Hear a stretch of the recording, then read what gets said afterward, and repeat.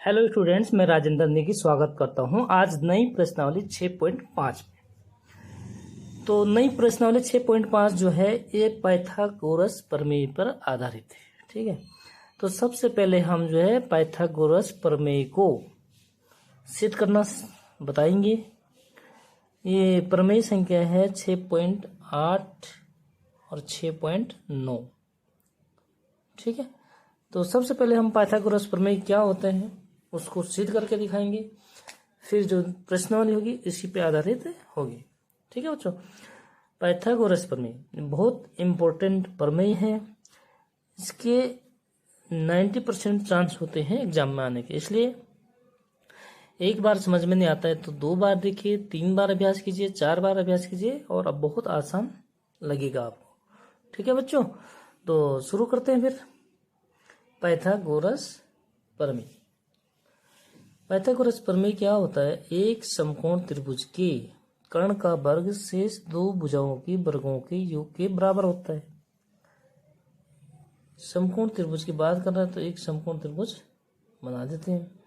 समकोण त्रिभुज बना देते हैं, ये लो इस हिसाब से बनाएंगे ताकि हमारा जो है ये हो गया समकोण। इस कोण को बना देते हैं समकोण। ठीक है बच्चों, तो इसको यहाँ से यहाँ मिला देते हैं। त्रिभुज का नाम रखते हैं ए, बी और सी। ठीक, तो ये कौन है? समकोण। तो क्या कह रहा है कि कर्ण का वर्ग मतलब ए सी का वर्ग, हमें सिद्ध क्या करना है? ए सी का वर्ग जो है किसके बराबर है? इस भुजा के वर्ग और इस भुजा के वर्ग के बराबर है। ठीक है साथियों, तो सबसे पहले हमें जो दिया है हम उसको लिखते हैं। ये हर प्रमेय में यही रूल है। ठीक है, सबसे पहले जो दिया है उसके बाद जो सिद्ध करना है, फिर उसके बाद हम जो है किस आधार पे सिद्ध होगा उसके अनुसार हम उसकी रचना करेंगे। ठीक है, बिल्कुल सोच समझ के रचना करनी पड़ेगी। ठीक है बच्चों, तो दिया है, क्या दिया है कि त्रिभुज ए बी सी क्या है? समकोण त्रिभुज है। ये चीज हमें दिया है। ठीक है, और समकोण त्रिभुज है तो समकोण त्रिभुज है, हम लिखेंगे कोण बी बराबर कितना? 90 अंश। ठीक है बच्चों, क्या हो जाएगा? जिसमें कोण बी जो है 90 अंश है, ये हमें दिया है। सिद्ध करना है, उसके बाद लिखते हैं हम सिद्ध करना है। कोई सा भी प्रमेय है इसमें ये 3-4 चीजें जरूर होती है। दिया है, सिद्ध करना है, रचना। ओके बच्चे, सिद्ध क्या करना हमें कि बड़ी भुजा का वर्ग, बड़ी भुजा क्या है इसमें? ए सी। ए सी का वर्ग बराबर ए बी का वर्ग प्लस 2 भुजाओं के वर्गों के योग मतलब बी सी का वर्ग। ये हमें सिद्ध करना है। ठीक है बच्चों, तो सबसे पहले हम क्या करेंगे, इसे एक लंब डाल देते हैं ए सी पे।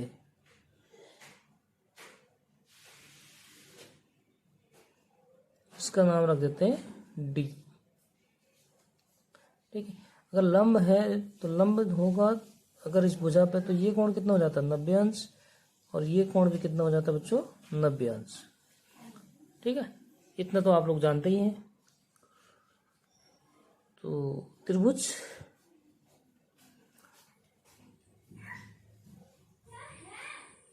इस भुजा के स्क्वायर, इस भुजा के वर्ग और धन इस भुजा के वर्ग के बराबर होते हैं।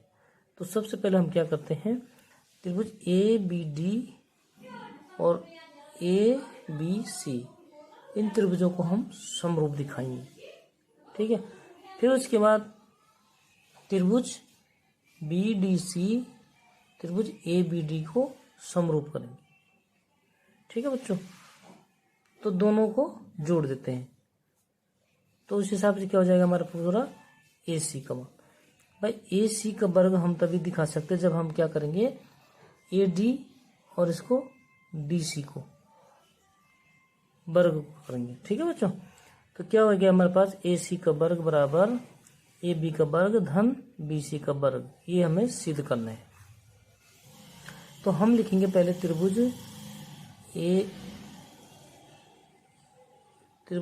ए बी डी, ठीक है। इसके बाद हम क्या करते हैं, सीधे करना है। इसके बाद हम जो है रचना करते हैं। रचना में जो चीज़ हमने अपनी तरफ से लिखा है उसको लिख देते हैं, जो भी हमने अपनी तरफ से एक्स्ट्रा किया है, ठीक है।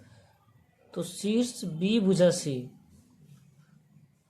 क्या करते हैं, रचना में हमने क्या किया, शीर्ष बी, त्रिभुज का जो शीर्ष बी है, तो बी से क्या किया हमने, ए डी लंब किस पे,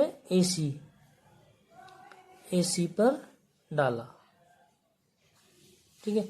रचना में हमने क्या किया, शीर्ष बी से जो है बी डी, ये ए डी नहीं है बच्चों, ये बी डी, बी डी लंब क्या किया हमने, ए सी पर डाला है, ठीक है। तो अतः कोण डी कितना हो जाएगा बच्चों, 90 अंश, क्योंकि ये लंब है, ठीक है। ब्रैकेट में जो है उसका कारण जरूर लिखना है। अब देखिए हम क्या करेंगे, त्रिभुज ए बी डी,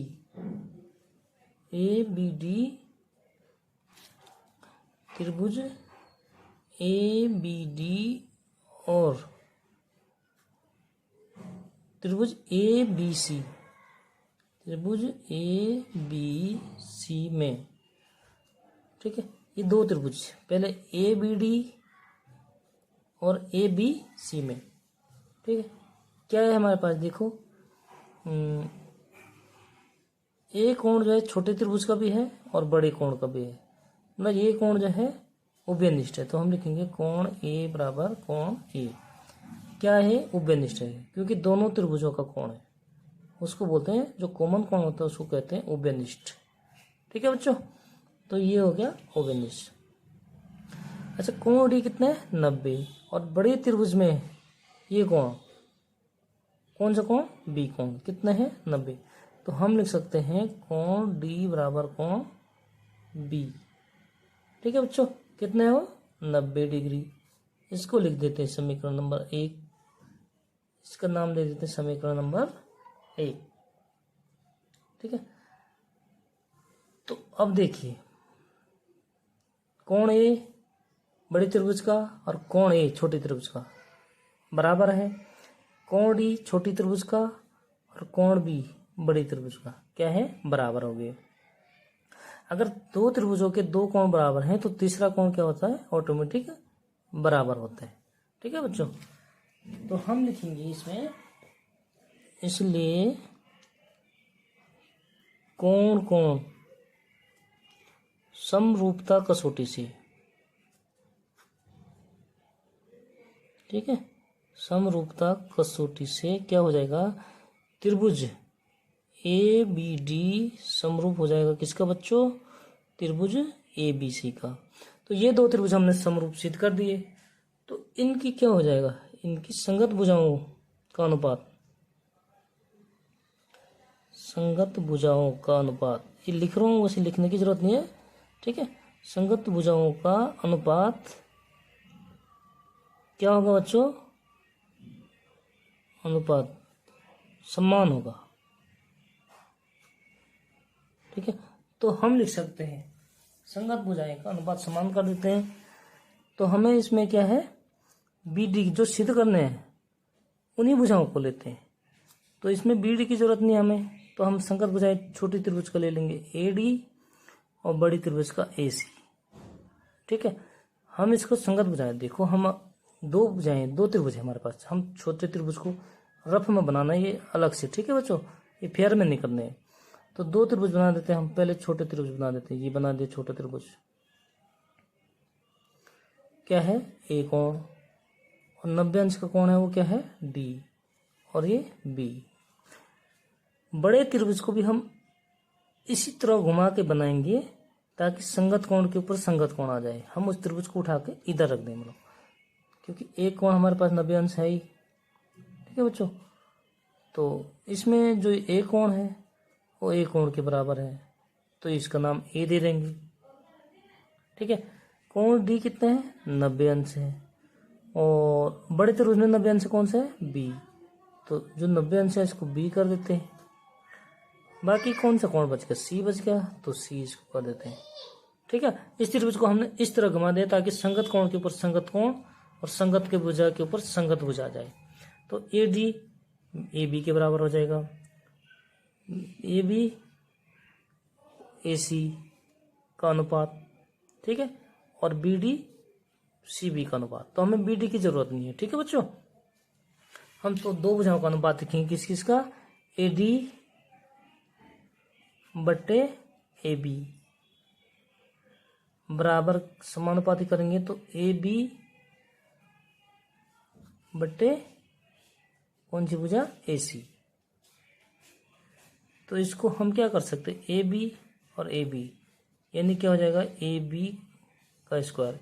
भाई ए बी को ऊपर जाके गुणा हो जाएगा, ठीक है, और ये यहाँ जाके गुणा हो जाएगा, तो क्या हो जाएगा ए डी गुणा ए सी। ठीक है, इसको नाम दे देते हैं समीकरण नंबर 2। ठीक है, अब ये दो त्रिभुज हमने समरूप सिद्ध किए। अब क्या करना हमें, ये वाला त्रिभुज, क्योंकि एक पूरा त्रिभुज है उसको हमने दो भागों में बार बार वो करने हैं, समरूप जो है सिद्ध करने हैं। तो अब हम जो है त्रिभुज बी डी सी और ए बी सी को समरूप सिद्ध करेंगे। ठीक है बच्चों, तो हम लिखेंगे त्रिभुज, क्योंकि पूरे त्रिभुज की बात कर रहे हैं तो पूरे त्रिभुज में हमने जो है ये त्रिभुज भी इसी के अंडर है और ये त्रिभुज के इसके अंडर है। ठीक है, तो इसको दो बार हम सिद्ध करके दिखाएंगे। तो क्या करेंगे हम, त्रिभुज बी डी सी और त्रिभुज ए बी सी में, अब देखिए इस त्रिभुज बी डी सी में सी कोण बड़े त्रिभुज का कोण भी है और छोटे त्रिभुज का कोण भी है। ठीक है बच्चों, क्या है, बड़े त्रिभुज का कोण भी है और छोटे त्रिभुज का कोण भी है। तो हम लिख सकते हैं क्या, कोण सी बराबर कोण सी, क्या ये उभयनिष्ठ है। ठीक है, लिख दिया। और कोण डी 90 अंश का है, ये देखिए बड़े त्रिभुज छोटे त्रिभुज में कोण डी 90 अंश का है और बड़े त्रिभुज का कौन सा कोण 90 अंश का है, बी कोण। तो हम लिखेंगे इसमें, हम लिखेंगे कोण डी बराबर कोण बी। ठीक है, क्यों 90 अंश का, इसका कारण लिख देंगे, कोण डी जो है लंबे है उस पे। ठीक है, तो दो कोण समान हो गए, तो हम लिख सकते हैं कि कोण कोण समरूपता कसौटी से, इसलिए कोण कोण समरूपता कसौटी से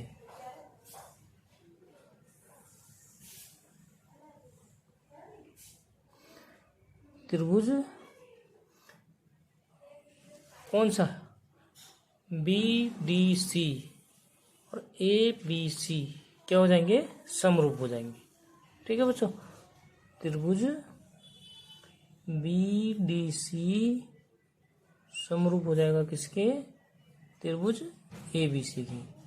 तो एक बार हमने ये वाला त्रिभुज सिद्ध किया, दूसरी बार ये वाला त्रिभुज बड़े त्रिभुज के साथ जो है क्या किया, समरूप सिद्ध किया। तो संगत भुजाएं क्या हो जाएंगी, अतः हम लिख सकते हैं इसको भी हम इसी प्रकार बनाते हैं। ठीक है, पहले हमने ये वाला त्रिभुज बना दिया छोटा वाला, देखो पहले हमने क्या किया, छोटा त्रिभुज बना दिया जिसका नाम क्या है टी सी बी, इसका नाम सेम रख दिया। इसी के अकॉर्डिंग हम एक त्रिभुज और बना देते हैं, क्योंकि सी कोण जो है बराबर है, तो सी कोण हम इसके संगत कोण सी लिख देंगे। ठीक है बच्चों, 90 का अंश का इसमें 90 अंश डी है, तो बड़े कोण में कौन सा है 90 अंश बी कोण, तो उसको बी लिख देंगे। बाकी कौन सा बच गया बच्चों, ए बच गया। तो संगत भुजाएं समानुपाती होंगी, यानी इस भुजा का अनुपात और इस भुजा का अनुपात, इस भुजा का अनुपात इस भुजा का अनुपात के बराबर होगा। ठीक है, यही होता है समरूप की कसौटी। तो हम क्या करेंगे बच्चों, हम लिखेंगे बी सी बटे इस भुजा का अनुपात डी सी।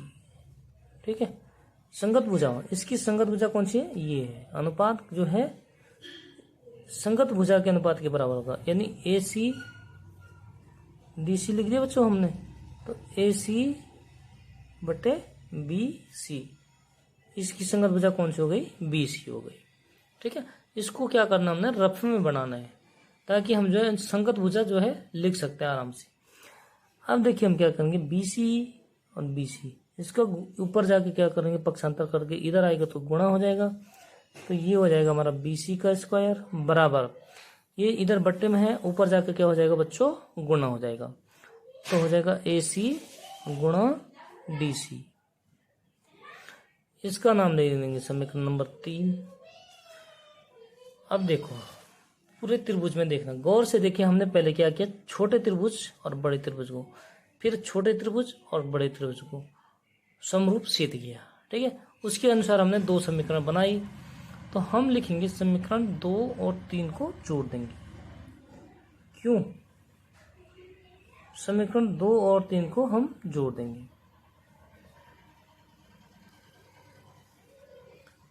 समीकरण 2 और 3 जोड़ने पर, ठीक है बच्चों, तो बाएं तरफ का बाएं तरफ जुड़ेगा, दाएं तरफ का दाएं तरफ जोड़ देंगे। समीकरण 2 क्या, ए बी का स्क्वायर धन समीकरण 3 का बाएं तरफ क्या है, बी सी का स्क्वायर बराबर, इसके दाएं तरफ क्या, समीकरण 2 के ए डी गुणा ए सी धन ए सी गुणा डी सी। ठीक है बच्चों, अब देखिए इधर जो है कॉमन क्या आ रहा, ए सी, तो हम उसको कॉमन ले लेते हैं। जो कॉमन आ रहा हम लिखेंगे ए बी का स्क्वायर प्लस बी सी का स्क्वायर बराबर, इस दोनों में क्या ए सी कॉमन आ रहा, तो उसको कॉमन ले लेते हैं। ठीक है, ए सी कॉमन ले लिया, अंदर क्या बचा बच्चों, इधर ए डी प्लस इधर क्या बचा, डी सी। ए डी और डी सी, ये देखो यहाँ पे देखिए बच्चों, ए डी और डी सी को, ए डी धन डी सी को हम क्या लिख सकते हैं, हम इतने ए डी यहाँ से लेकर यहाँ तक ए डी और डी सी, तो हम इसको जोड़ कर क्या लिख सकते हैं, डायरेक्ट ए डी धन डी सी को क्या लिख सकते हैं, ए सी। ठीक है बच्चों, लिख सकते हैं यहाँ से ए डी और धन डी सी बराबर ए सी, तो हम इसको ए डी धन डी सी को क्या लिख देंगे, ए सी लिख देंगे, ए सी गुणा इसको भी लिख देंगे बच्चों ए सी। ठीक है, यानी क्योंकि ए डी धन डी सी बराबर क्या है, ए सी है। ठीक है, यहां तक क्लियर हो गया बच्चों। अब देखिए ए सी गुणा ए सी कितना हो जाएगा, ए सी का स्क्वायर हो जाएगा, तो हम लिख सकते हैं ए बी का स्क्वायर धन बी सी का स्क्वायर बराबर ए सी का स्क्वायर, जो हमें सिद्ध करना था। ठीक है, यही सिद्ध करना था नाम है कि ए बी का स्क्वायर धन बी सी का स्क्वायर बराबर ए सी का स्क्वायर, तो ये जो है पाइथागोरस प्रमेय है। ठीक है बच्चों, इसको लिखेंगे हेंस प्रूव्ड। अगर इसमें कोई भी डाउट हो, कोई भी दिक्कत हो बच्चों, समझ में नहीं आ रहा हो, तो आप हमें कमेंट में बताइए, हम और इसको अच्छे बेहतर ढंग से और बिल्कुल टुकड़े टुकड़े के हिसाब से समझाएंगे आप। ठीक है, बस आपको एक काम करना है, चैनल को सब्सक्राइब करना है, लाइक करना है, कमेंट करना है, शेयर करना है। ठीक है बच्चों, नेक्स्ट प्रमेय है पाइथागोरस प्रमेय का विलोम। चलो उसको भी शुरू कर देते हैं।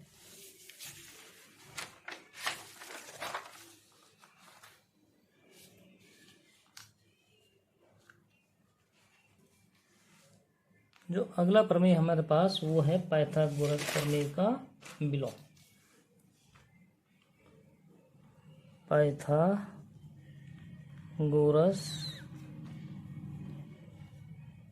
प्रमेय का विलोम, वहाँ क्या था कि हमने जो है समकोण त्रिभुज दिया था, या हमें जो है समकोण त्रिभुज निकालना है। ठीक है, ये जो है विलोम है, पाइथागोरस प्रमेय का विलोम। किसी त्रिभुज की एक भुजा का वर्ग, क्या लिखेंगे हम, किसी त्रिभुज की एक भुजा का वर्ग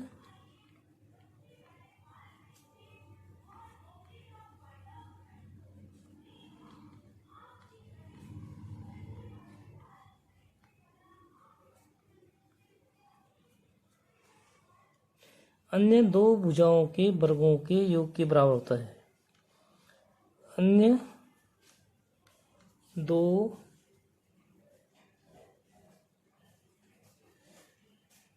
भुजाओं के वर्गों के योग के बराबर हो तो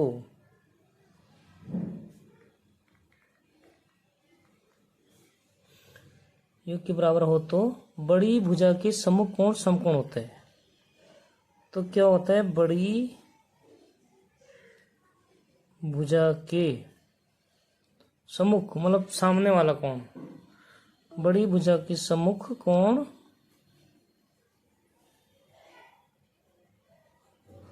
समकोण होता है।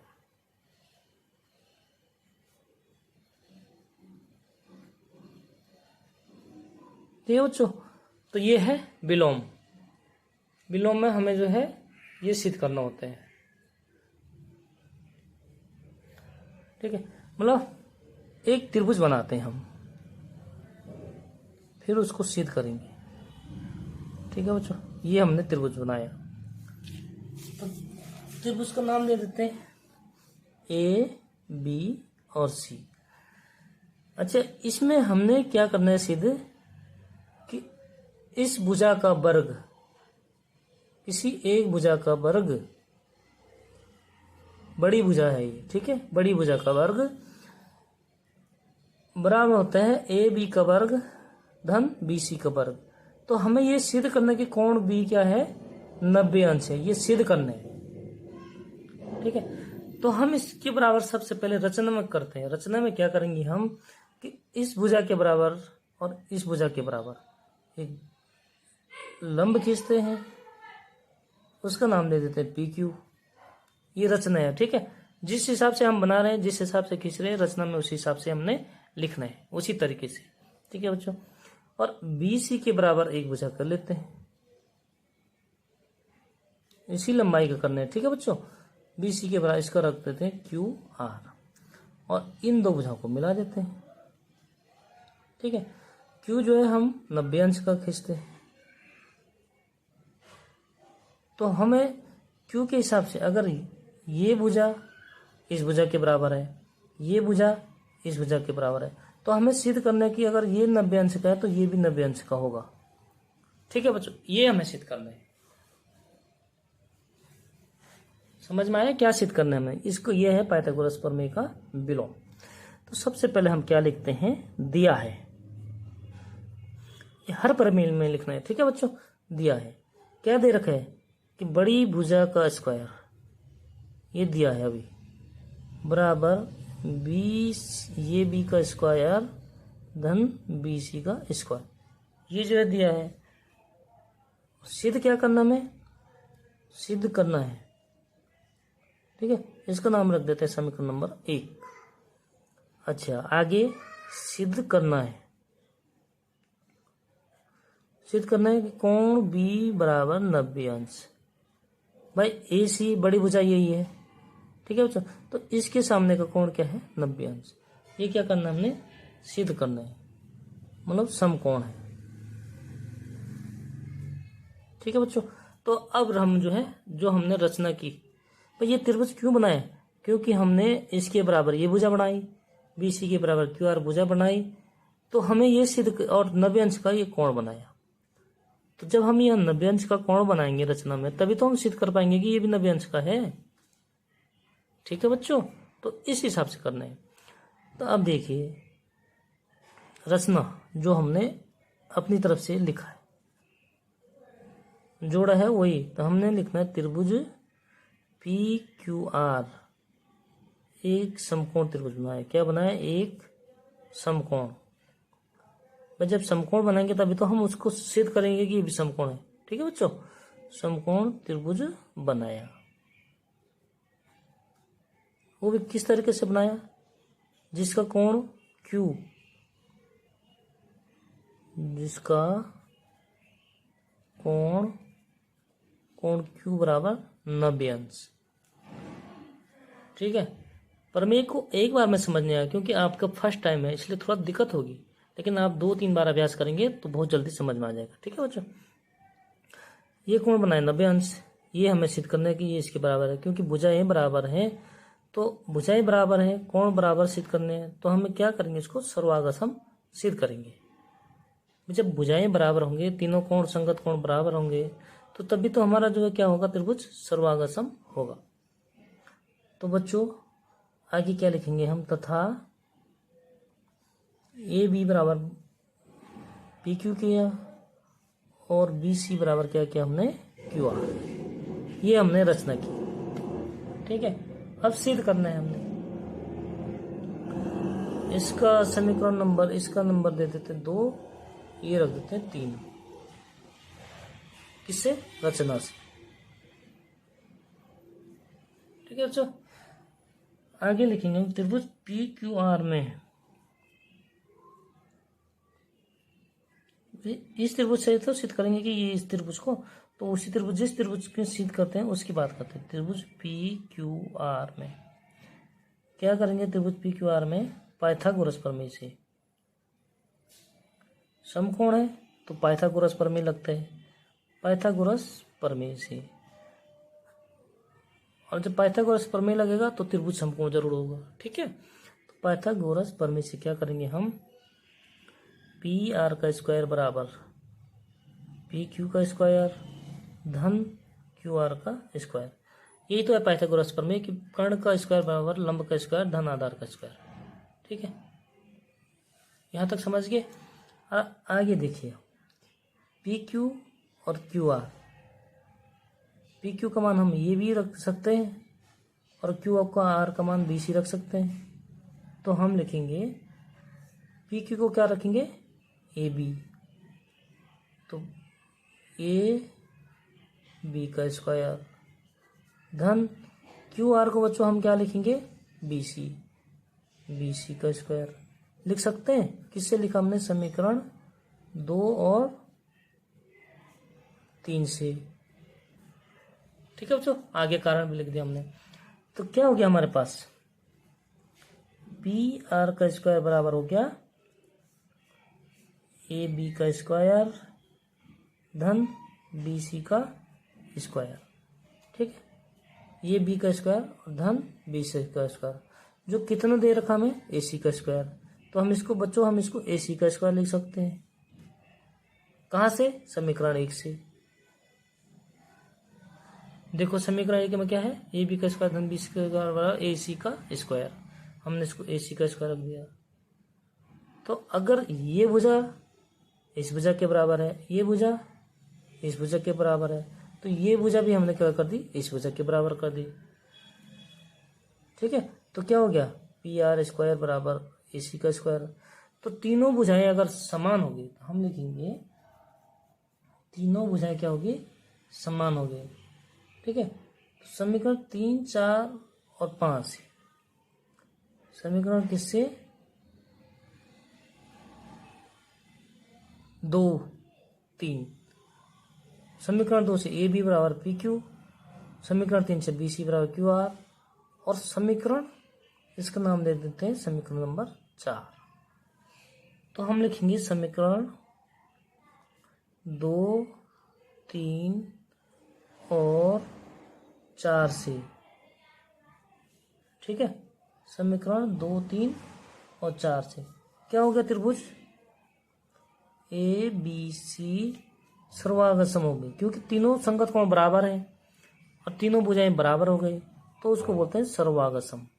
ठीक है, त्रिभुज पी क्यू आर सर्वागसम है। तो अगर तीनों भुजाएं बराबर हो गई तो हम लिख सकते हैं कि कोण बी बराबर कोण क्यू, इसलिए कोण बी बराबर कोण क्यू कितना है बच्चों 90 अंश। यही हमने सिद्ध करना था। कोण क्यू बराबर 90 अंश दे रखा है, ये दिया है, तो ये सिद्ध करना था। ठीक है बच्चों, हेंस प्रूव्ड, मतलब ये 90 अंश का है तो ये भी 90 अंश का होगा, ये हमें सिद्ध करना था। ठीक है, तो कोण क्यू का मान 90 है, तो कोण क्यू बराबर क्या है कोण बी हो गया। और तीनों भुजाएं अगर बराबर हैं तो तीनों कोण बराबर होंगे, इसलिए बी जो है क्यू के बराबर होगा। ओके बच्चों, ये है पाइथागोरस प्रमेय का विलोम। तो वीडियो अच्छी लगी तो लाइक जरूर करें, शेयर करें, दोस्तों के साथ शेयर करें, और समझ में नहीं आए तो कमेंट करें, और अच्छा लगा तो अच्छा का कमेंट करें, गलत लगा तो गलत का कमेंट करें। ठीक है साथियों, फिर मिलते हैं प्रश्नावली 6.5 के साथ। उसमें प्रश्नावली 6.5 के हम प्रश्न हल करेंगे। ठीक है बच्चों, तब तक के लिए धन्यवाद। मिलते हैं नेक्स्ट वीडियो में। Bye bye.